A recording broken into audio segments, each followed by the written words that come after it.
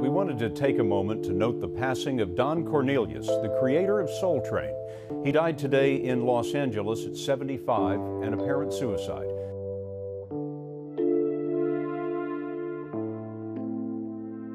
Soul Train wasn't just a TV show, it was a whole vibe. Bright lights, smooth moves, and legendary music filled every episode. It brought black culture, soul, and style into America's living rooms every weekend. But behind the smiles and dance lines, not everything was perfect. In fact, there was one moment so wild, so unexpected, that producers didn't want you to see it at all. This wasn't just a blooper. It shook the show to its core. Some say it even played a part in its downfall. So, what really happened on that stage that day? Why was the show canceled and why did it never air again? Join us as we dig into the infamous scene Soul Train tried to hide, the chaos it caused behind the scenes, and how it changed the future of the show forever. The beginning of a cultural movement. Soul Train wasn't just another TV show, it was something special, a true celebration of black music, style, and culture. It all started in Chicago, back in the mid-1960s. A local TV station, WCIU, began airing dance shows like Kitty A Go-Go and Red Hot and Blues. These shows were a hit, especially the one with mostly African-American dancers. That's where the idea for Soul Train began to take shape. Arguing Soul Train was to American Bandstand what champagne is to seltzer water. Don Cornelius, who worked at a Chicago radio station, was also hosting live music events at local high schools. He called these events the Soul Train. The crowd loved it, and so did Cornelius. He believed that black music and talent deserved a place on television, and soon that dream came true. With a small budget and black and white cameras, Soul Train premiered on WCIU on August 17, 1970. It was a live afternoon show. The first episode featured Jerry Butler, the Chi-Lites, and the Emotions. Even though it was simple at first, it had heart, and that's what made it work. Cornelius hosted it with energy, and a local dancer named Clinton Gent helped him out before moving behind the scenes. But Chicago was just the start. Something bigger was coming. But before we talk about that, let's take a closer look at the host who gave life to the show. The show that changed everything. You see, Soul Train wasn't just a show, it was a weekly ritual. Every Saturday, families would sit in front of their TVs, waiting for that famous theme song to play. For many, the week didn't feel complete without it. The bright lights, the smooth dance moves, and the cool host made Soul Train a must-watch. It was more than just entertainment. It gave black music, black fashion, and black culture a national stage. People saw themselves on screen, not as background characters, but front and center. The show launched careers too. Stars like Jody Watley and Rosie Perez got their start there. And over time, Soul Train became the longest-running TV show of its kind. Behind the scenes was Don Cornelius. He wasn't just the host. He was also the mind behind the whole thing. Calm, smooth, and serious, Cornelius brought a cool that everyone remembered. When he died in 2012, fans around the country dressed up in 70s clothes and danced in tribute. That moment showed just how much Soul Train meant to people. But how did Cornelius come up with the idea? And what made it grow into something so powerful? The birth of a legend. Don Cornelius was from Chicago. He had a strong voice and even stronger style. Before Soul Train, he worked as a radio DJ and news reporter. He also hosted dance parties at high schools around the city. He called them the Soul Train. He would ride the train across Chicago to reach different neighborhoods, bringing music with him. That's where the name came from. Eventually, Cornelius got the chance to put his show on local television. It was small at first, black and white with simple sets, but the energy was real. The dancers brought life to every song, and viewers at home felt like they were part of something new. Nelson George, who wrote The Hippest Trip in America, remembered those early days well. He said he and his sister used to sit in front of the TV every Saturday morning in Brooklyn. First it was a small black and white screen, then they got a little color one. They'd watch the moves closely. Later that night at school dances or block parties, everyone would try to copy what they saw. It was a very 360 cultural experience, George said. The show wasn't just about music. It taught people how to dress, how to dance, and even how to do their hair. The afros, the bold colors, the California style, it all came through the screen and into homes across the country. It brought joy. And even more important, it brought unity. But it also arrived during a time of serious change in America. A new voice for black culture. When Soul Train started in 1971, the country was still feeling the effects of the 1960s. Civil rights protests had rocked the nation. Black mayors were being elected in big cities for the first time. The fight for equality was still going strong. Into that world came Soul Train. But instead of showing pain or struggle, it showed joy, it showed pride, and it showed celebration. Black music, fashion, and energy filled the screen. It made people feel seen. It brought fun into homes that didn't always get a break from bad news. It also changed business. Big companies saw the power of the show. Slowly, they started advertising during Soul Train. For the first time, many black viewers saw commercials that spoke directly to them. That had never really happened before. It showed that Soul Train wasn't just popular, it was powerful. Don Cornelius made all of this possible. His smooth voice and calm style made him unforgettable. I'm Don Cornelius, and as always in parting, we wish you love. In one famous moment, he told James Brown, "You're still the baddest out here." Brown laughed and said he was just trying to keep up with the dancers. Cornelius turned to the crowd and said, "How about it for the Soul Train dancers?" That moment got loud cheers. He always looked cool and in control. Michelle Martin from NPR once said, "He never broke a sweat." He was like a pilot guiding the show no matter what was happening, from local hit to national icon. Because the show did so well in Chicago, Cornelius wanted to expand. He got help from a hair care company called Johnson Products, which made Afro Sheen. They agreed to sponsor the show's move into syndication. That meant Soul Train could now be shown in cities outside of Chicago. But in the beginning, only 7 cities picked it up: Atlanta, Birmingham, Cleveland, Detroit, Houston, Los Angeles, and Philadelphia. Still, that was enough. Once people saw it, they couldn't get enough. By the end of the first season, all 25 target cities were airing the show. The magic had spread. Back then, there weren't many shows by black creators for a black audience. The only other one on national TV was Soul, a public television show. So Soul Train was a game changer.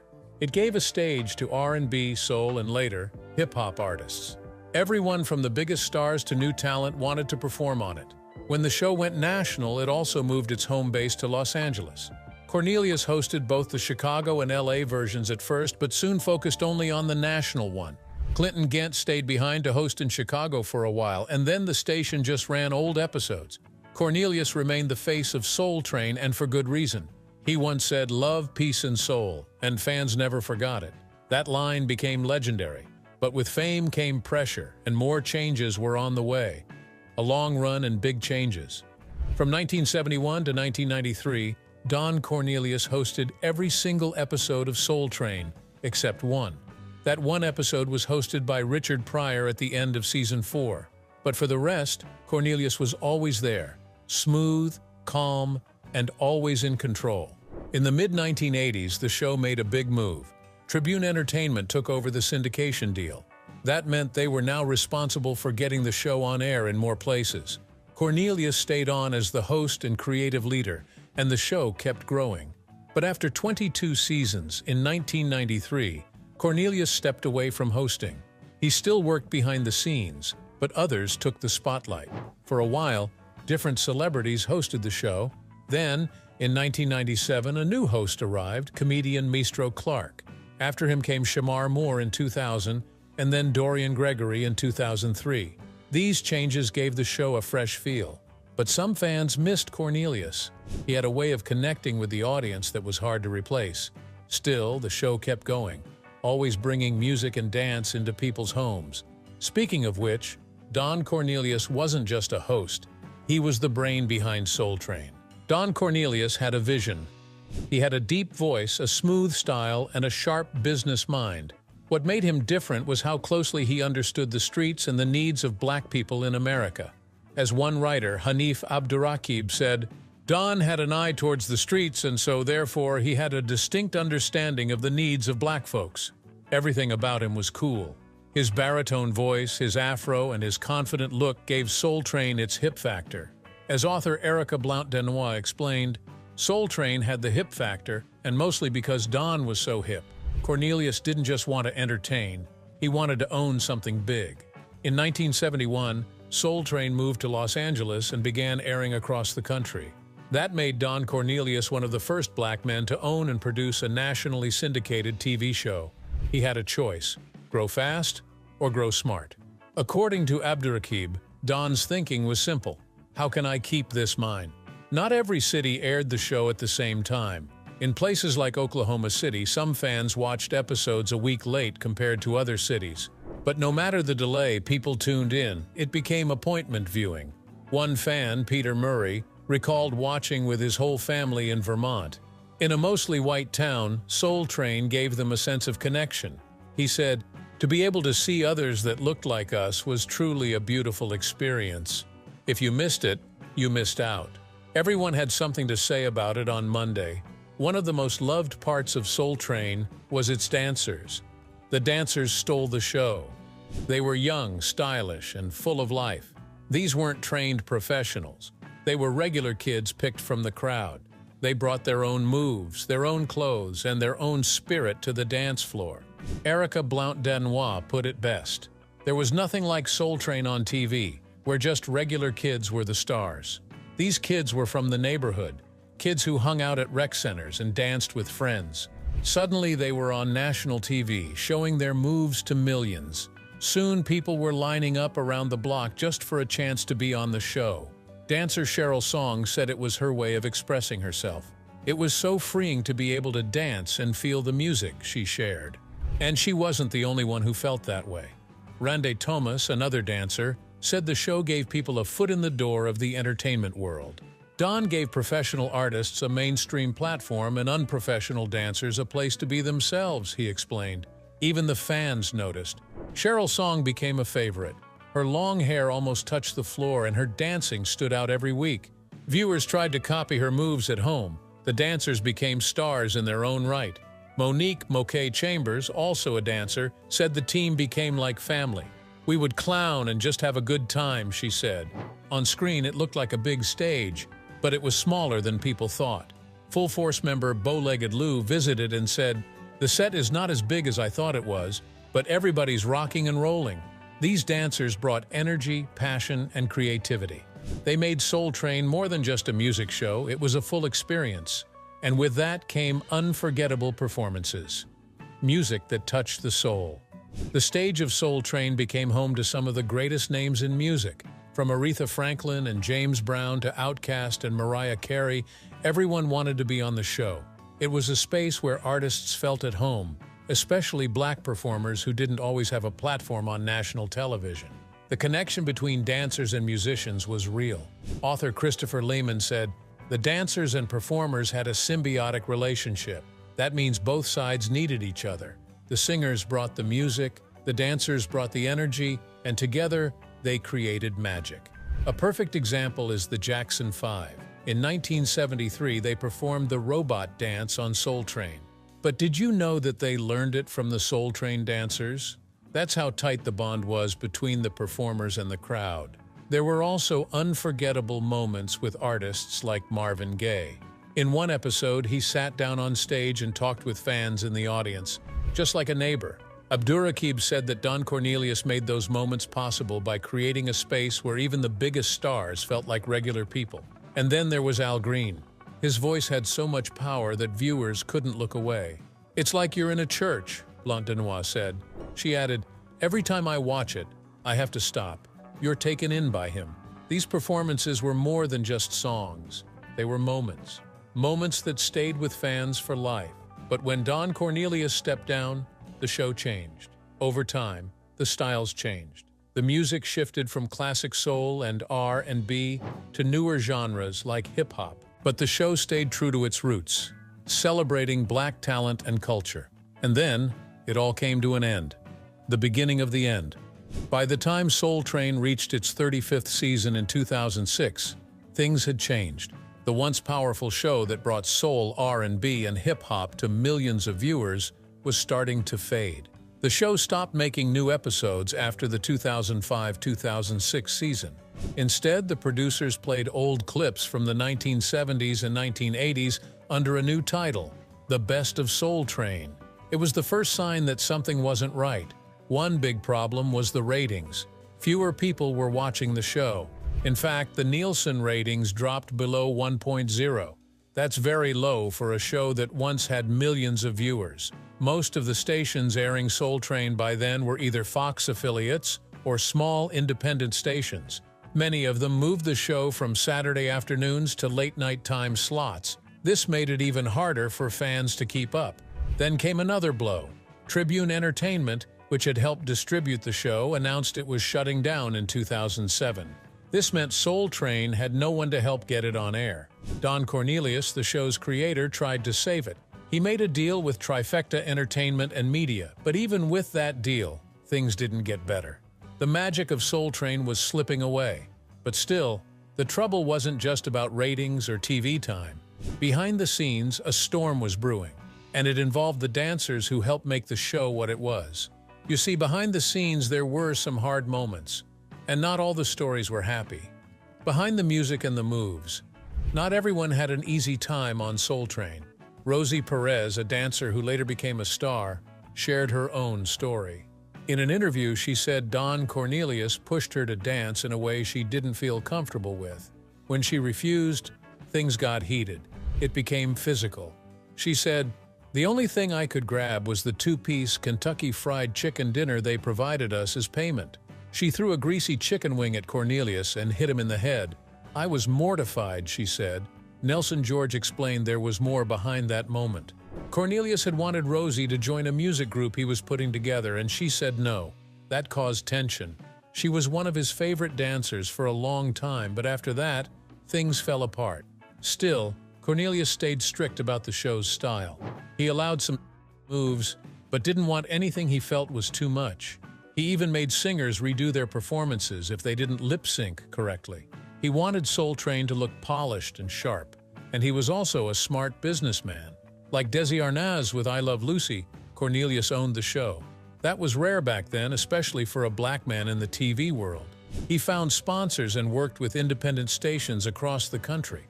It wasn't easy. Nelson George pointed out that the show didn't go national overnight. In some places, it aired late at night, even close to midnight. But slowly, station by station, Soul Train grew. Unfortunately, Cornelius's life didn't end on a high note. His later years were hard. He had a rocky marriage, a painful divorce, and was struggling inside. In 2012, he took his own life. Nelson George said that no one saw it coming. Even Clarence Avant, his longtime business partner, met with him just a week before and said Cornelius seemed fine. Others also felt something was off, but no one expected the end to come so suddenly. And yet what Cornelius left behind was huge. He built something that shaped culture, style, and music for over 30 years. And to this day, people still remember the line that closed every episode. His voice calm and steady saying, "We wish you love, peace, and soul." The dancer controversy. Dancers were a big part of what made Soul Train so exciting. Their moves, energy, and style were unforgettable. But years later, some of them spoke up, and what they said shocked many fans. According to a Broadway-bound musical called Hippus Trip, the Soul Train musical, dancers were not treated fairly. Some said they weren't paid at all. Instead, they were given exposure and, in some cases, a meal from Kentucky Fried Chicken. That was it. One dancer said the show's name was forged off the sweat off our backs. Others who created popular dance styles like the Harlem Shake said they also got nothing in return. But it wasn't just about money. Dancers were often put in competition with each other just to get more time on camera. Some were pushed to fight for the best spots near the stage or on the risers. The pressure was real. Even worse, there were reports that Don Cornelius, while married, had inappropriate relationships with some of the dancers. The Los Angeles Times reported these stories, adding more heat to the controversy. It was clear. Behind the lights and music, the show had serious problems. The public image of Soul Train was clean and stylish, but inside, some felt used and ignored. This tension played a big part in the show's slow fall, and soon, another kind of trouble showed up. This time, it had to do with the show's videos and who was allowed to share them. Fights over rights and a changing audience. When Don Cornelius still owned Soul Train, he was very strict about how the show's clips were shared. He didn't like fans uploading videos to sites like YouTube. He also didn't want anyone selling old episodes on VHS or DVD without his permission. Copyright laws were used to take many of those videos down. That meant younger fans, who were used to watching everything online, couldn't easily find Soul Train content. At the same time, Cornelius was dealing with something else, a shift in the music. In the early years, the show focused on soul and R&B. But by the 1980s and 1990s, hip-hop was taking over. Cornelius admitted that he didn't understand the genre. He once told rapper Curtis Blow directly that it wasn't something he connected with. Later, he said that groups like Public Enemy actually frightened him. Even though he still invited rap artists on the show, it was clear he wasn't a fan.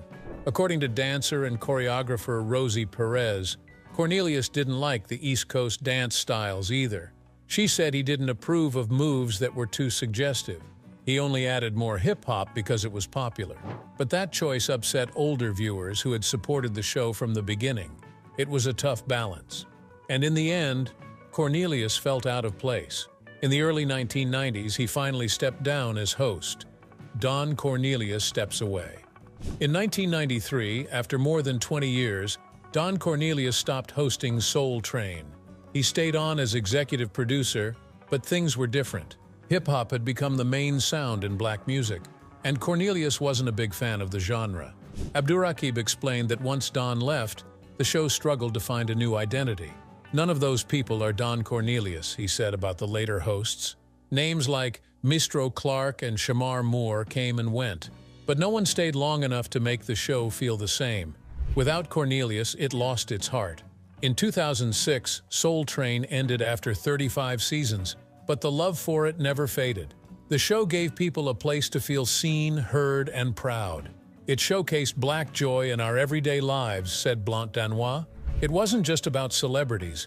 It was about real people dancing after a long week of work. It gave a national stage to local talent that had never been seen before. And it didn't stop at music. The show also welcomed actors, writers, and comedians." Christopher Lehman said that Soul Train proved something important. TV could be diverse. It was not impossible, and it had already done it. For Hanif Abdurraqib, the real joy of the show was simple. "It wasn't asking much of me other than, 'Isn't this beautiful?'" he said. And he was right. After more than 2 decades, Cornelius realized that the show and its audience had changed. The spark was fading, and by 2006 the show was off the air. But the brand wasn't dead yet. A new team stepped in and they had big plans. New hands, new hopes. In 2008, Don Cornelius sold the rights to Soul Train to a company called Madvision Entertainment.